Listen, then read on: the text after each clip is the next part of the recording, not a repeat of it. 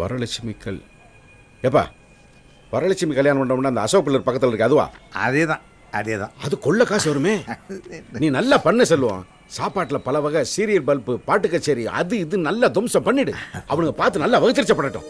அன்னைக்கு அன்னி சாவில் வந்து கை நினைச்சிட்டு போனவனுங்க விஜய்க்கு நீ ஃபீஸ் கட்ட காசு இல்லைன்னு சொல்லும்போது என்ன பேச்சு பேசினானுங்க. அவனுங்க வயிறு எரி அந்த விசேஷத்தை அதெல்லாம் ஒன்றும் இல்லை வரதான், நான் சொல்கிறத கேளு.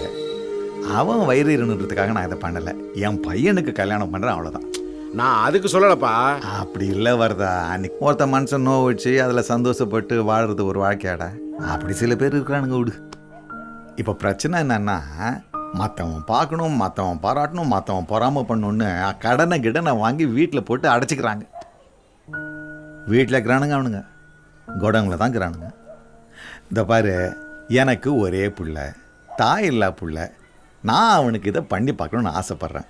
மற்றவங்க மனசை நோவடிக்கிறதுக்காக இல்லை. சரிப்பா, உன் மனசு எனக்கு வராது.